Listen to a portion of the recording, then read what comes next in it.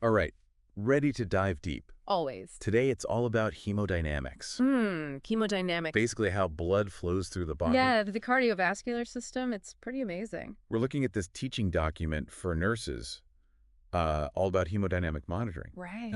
It's fascinating stuff. It is, especially for nurses dealing with really sick patients, like Yeah. in the ICU. Yeah, and I bet like knowing this stuff can make a huge difference. Oh, absolutely, yeah.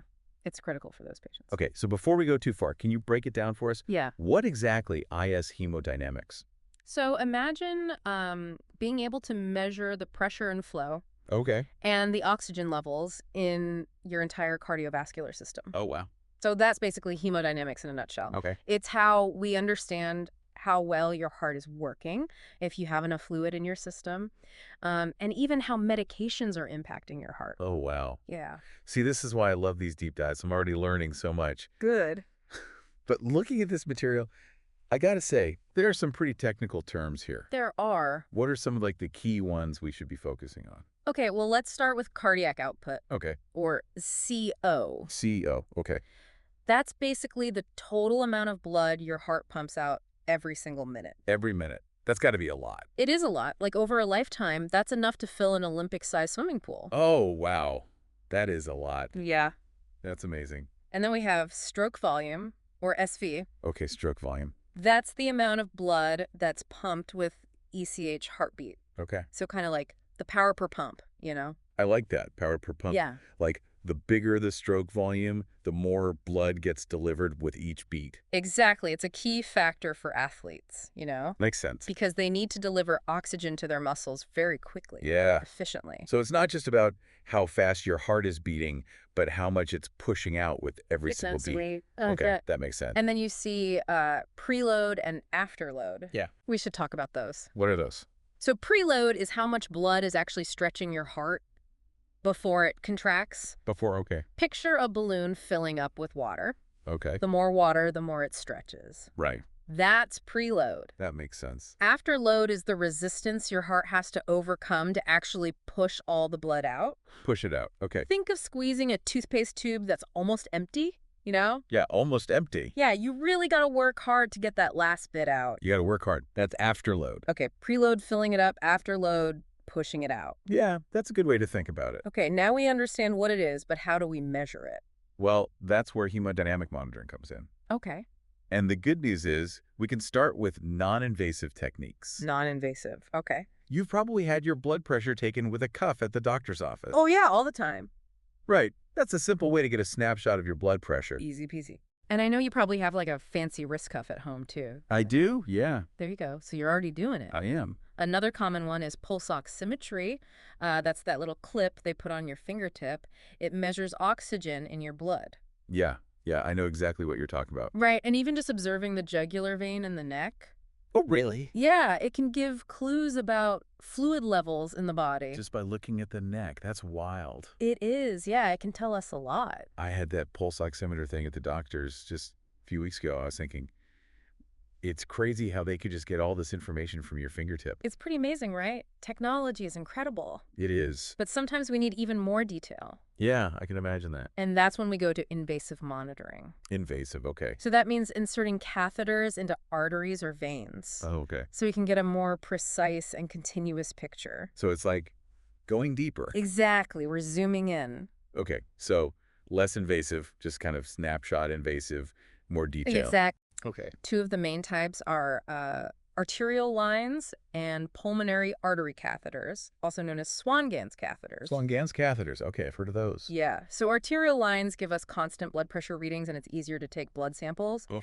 And then pulmonary artery catheters, they're like the ultimate tool for hemodynamic monitoring. Okay, now you've really got me intrigued. Good. Tell me more about these Swan-Ganz catheters. What makes them so special? So they give us like a complete view of what's happening inside the heart and lungs. The heart, indeed, the lungs. Wow. Yeah, we use them when someone is hemodynamically unstable. Oh. So that means their blood pressure and their circulation are kind of in danger. Oh, so it's a serious situation. It is, yeah. Okay. We can see pressures inside the pulmonary artery, Okay. measure how much oxygen the body is using, Wow. and check how well a patient responds to, like, fluid therapy. That's a lot of information. It is. I'm guessing it's not a simple procedure. No, it's definitely complex. So imagine a special catheter with a tiny little balloon on the tip, Oh, wow. and it gets threaded through a large vein, Okay. usually in the neck or chest, all the way to the pulmonary artery. Whoa, that sounds intense. It is a specialized procedure. What's the nurse's role in all this? Oh, they're crucial. Like the conductor of the orchestra, Okay. make sure the patient's positioned correctly, Right. make sure all the equipment's set up, and keep a really close eye on the monitor. So they can see where the catheter's going. Exactly. Oh, And timing the inflation and deflation of that little balloon is very crucial. really? Yeah, too long, too short could cause problems. Okay, so it's delicate. Yeah, a delicate dance between technology and expertise. I see that. Wow. Okay, so once they're in place, what kind of information can you get? Oh, we can measure central venous pressure, Okay. which tells us about the pressure in the right atrium of the heart. Oh. We can see how much oxygen is left in the blood after it circulates through the body. So that's venous oxygen saturation. Right. And we can even estimate the pressure in the left atrium using something called the pulmonary artery wedge pressure. Wow. Hold on. I need to catch my breath. It's a lot, right? That's a lot of data coming from one little catheter. It is, and it's real-time continuous data too. That's amazing. It is, but like any powerful tool, there are risks.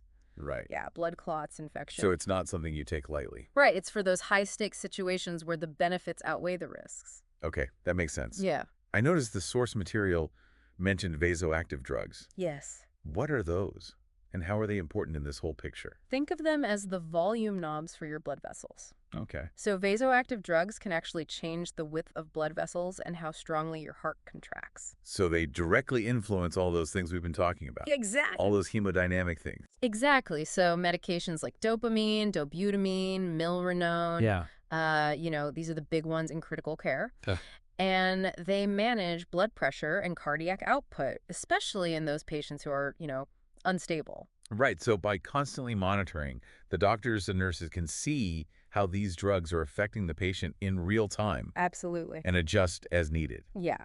That's the power of this monitoring. It gives us the feedback to make decisions and, really fine-tune the treatment. Wow, this is blowing my mind. I never realized how much detail we could get about what's going on inside the body. It is pretty amazing, and it's always evolving, too. Yeah. So what's next? What does the future hold? Well, imagine wearable sensors that track all of this 24/7, no needles, no catheters. Whoa, really?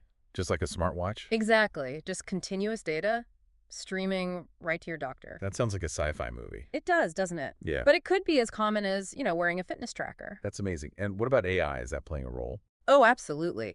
AI could help analyze all this hemodynamic data and predict potential problems before they even happen. Oh, wow. So we could go from reacting to problems to actually preventing them. That's the goal, right? That is incredible. Early detection of heart issues, personalized medications. Wow. It's a new frontier in personalized healthcare. That is so exciting. It is. This whole deep dive has really opened my eyes to how complex and how important hemodynamics is. I'm glad to hear that. I never really gave it much thought before, but I see how crucial it is, especially to healthcare. Yeah, it's a field that often flies under the radar, but it's fundamental to understanding how our bodies work. And it's not just about the science, it's about the human impact, right? Right. Like these techniques and the things we learn from them, they can really change lives. Absolutely, yeah. Healthcare providers can make better decisions, tailor the treatments to each patient, and ultimately improve the outcomes for everyone. We've covered a lot of ground today, from those basic definitions to some pretty mind-blowing technology. It's been quite a journey. Before we wrap up, I want to go back to those technical terms. Okay. We covered some of the big ones, but this source material, It has a whole glossary. it's got a whole glossary. So many fascinating terms to explore. What are some other ones that are interesting? Well, there's cardiac index Okay. that adjusts cardiac output based on your body size. Okay. And then systemic vascular resistance, which tells us how much resistance blood faces in your arteries. Okay. And then there's ejection fraction, the percentage of blood pumped out of your left ventricle with each beat. Oh, wow. Okay. It's like learning a whole new language. It is, but it gives us a deeper understanding of how everything works. It's like the vocabulary of a new country. Exactly. The more words you know, the better you can understand the culture. I love that analogy. Right. And like learning a new language, understanding hemodynamics opens up a whole world of knowledge and insight. Absolutely, it's all connected. I'm feeling much more fluent in hemodynamics now. Me too. It's been a journey of discovery for both of us.